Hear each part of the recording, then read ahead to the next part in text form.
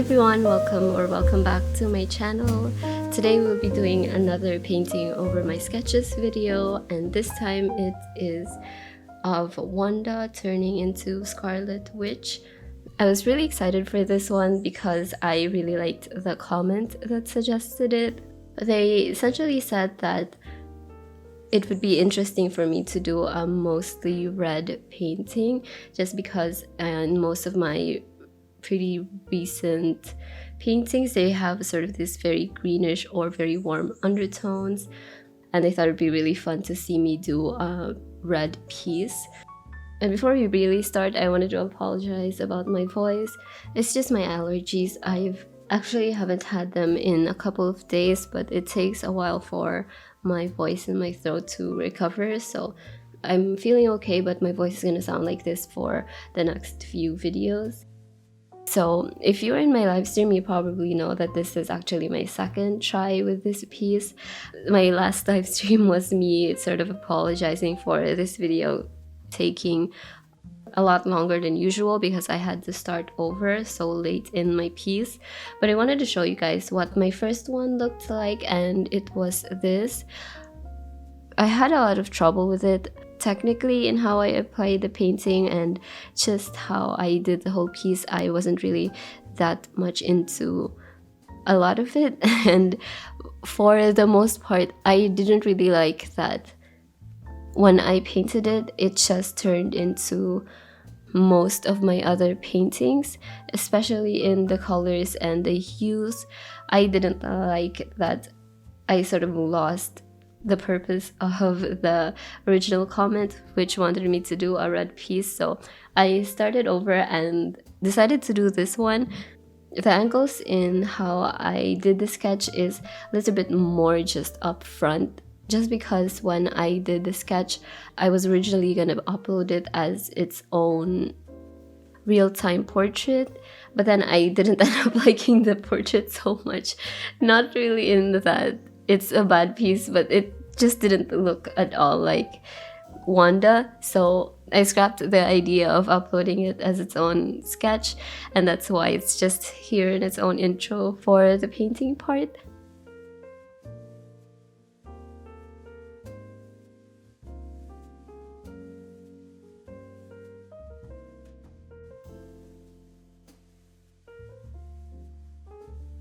When I started painting, I do think that I underestimated this piece a little bit because I was just enjoying myself so much that I didn't really think about what I needed to correct with the sketch when I started. I think because there was a stretch of time after I finished the sketch and before I started the painting that my corrections in my sketch, I didn't really have those in mind when I started. Right after I finished the sketch, I knew right away that she didn't look at all like Wanda. I knew then that I would have to correct that when I started painting. But because I just really enjoy this part so much, just this initial layers when I'm covering up the pen sketch, I didn't think about those at all, and so I was just painting over it without really thinking about having it, or even just correcting her proportions to look more like the reference photo. I was just pasting these features on top of what was already on the sketch. I did really enjoy painting the skin tones when I started because I really like painting the face first when I'm doing these paint overs. But after a little bit of time has passed, I think at around the time when I was drawing her mouth especially, is when I realized that there were a lot of things that I needed to adjust, especially on her mouth. It's very hard for me to paint these very dark shadows that are inside her mouth. So her teeth, I had to redo them over and over just because when I mixed them in my palette, they were dark enough, but because with gouache, the darker colors dry lighter, her teeth just either it turns out to be darker than I wanted or just dried too light that it looks like it's moving forward more than it should. So just that kind of thing, especially on the skin tones, I had to redo those things. But I also had a little bit of trouble with the colors, and this is just on her face.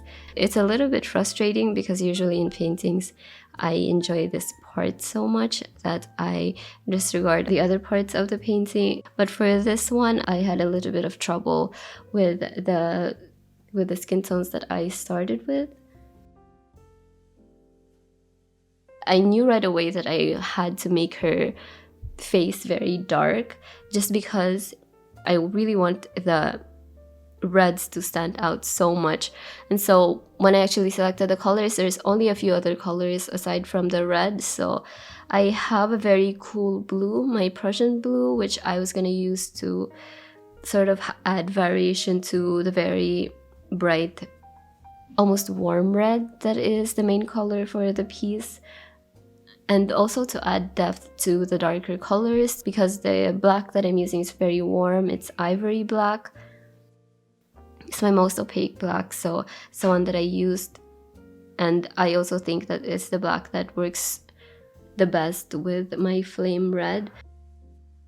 And then for the skin tone, I only slightly added a little bit of the yellow ochre, which I think is from my Mary gouache.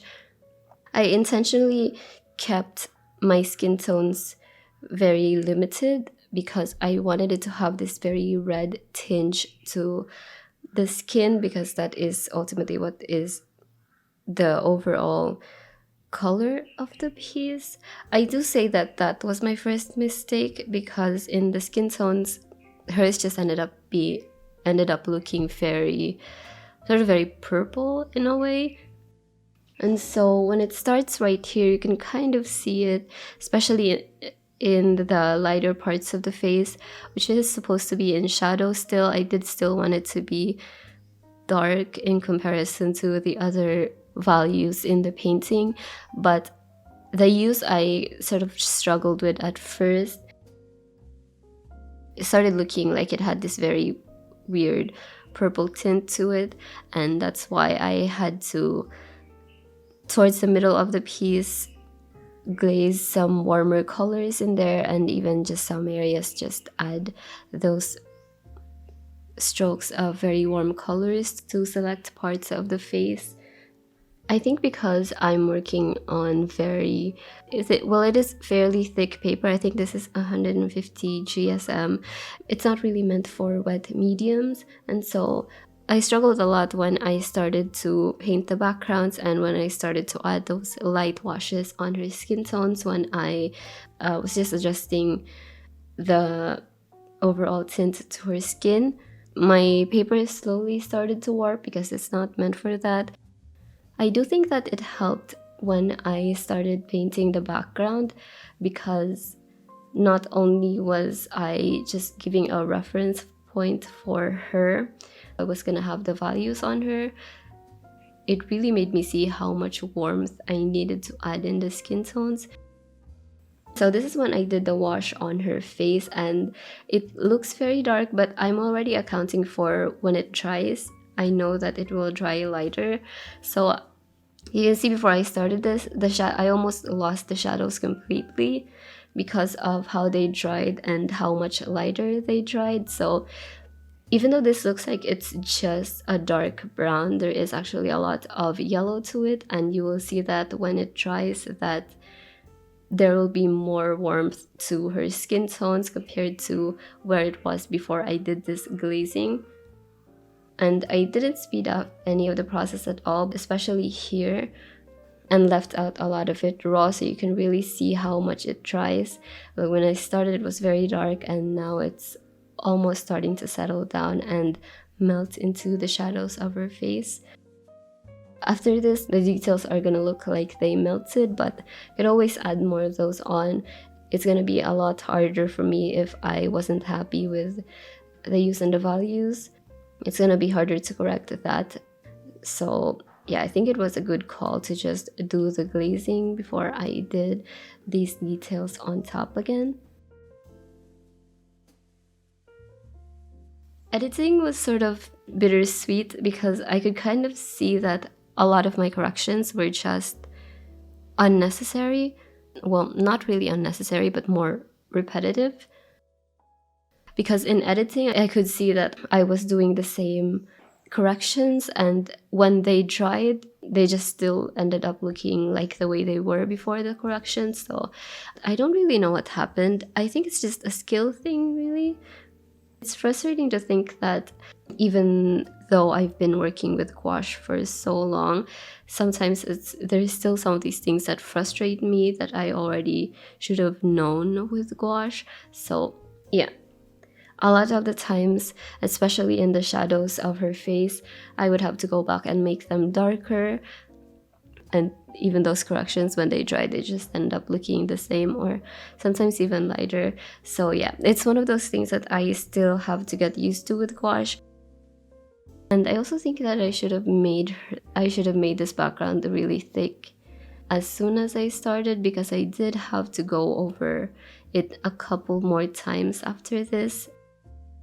One thing that this painting really taught me was to change up my color palettes more, because I was really drawn to those greens in my skin tones, and in my overall piece I was having such a hard time with the red, which I wouldn't have thought about before, because I used red so much when I first started painting that, I don't know, it's just a really weird time for me.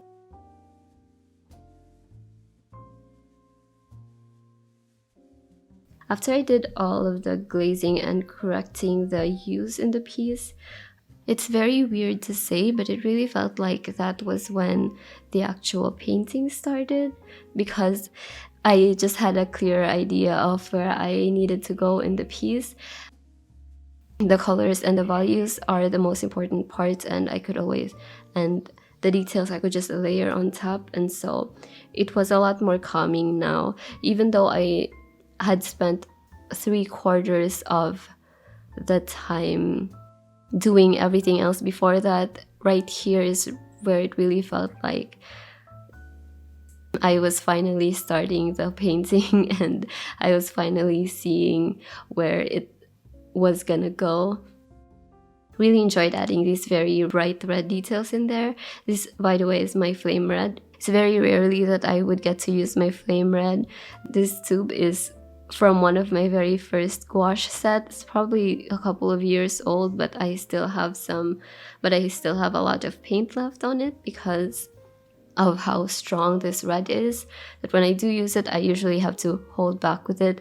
With this painting I didn't have to do that, and I could just enjoy it in its potent glory. It's just a very strong color, and I've heard people say this who are new to Holbein. They are surprised by how pigmented that flame red is. So I would actually caution you guys to get that, because there are a lot more reds that are easier to work with, but I really love this red for its intensity.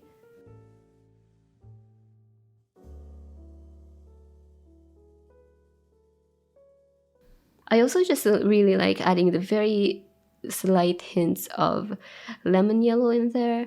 I made sure that I was only using it sparingly, that the yellow didn't really show up, or that you would even notice it when you're looking at it. I just used it to add a little bit more depth to the highlights in the piece, and I almost didn't want it to be noticeable at all. Just wanted the highlights to look natural with the yellow. So yeah, after that I just really needed to add a little bit more adjustments to it, and then I'm done with the piece. After doing 2 gouache paintings back to back, I'm very excited to do a lot more sketches, so I will be uploading a few real-time sketches after this. I'm also doing a review on the Domestika course that I'm taking, which I'm excited to share with you guys. There are so many things that I will be doing. I'm really excited for my next few uploads. Thank you guys for watching, and as usual, if you have any suggestions for my next one in the series, make sure to leave them in the comments below, or upvote the comments that are already on there to vote for them. But yeah, thank you to my patrons for supporting me, and I will be seeing you guys again soon.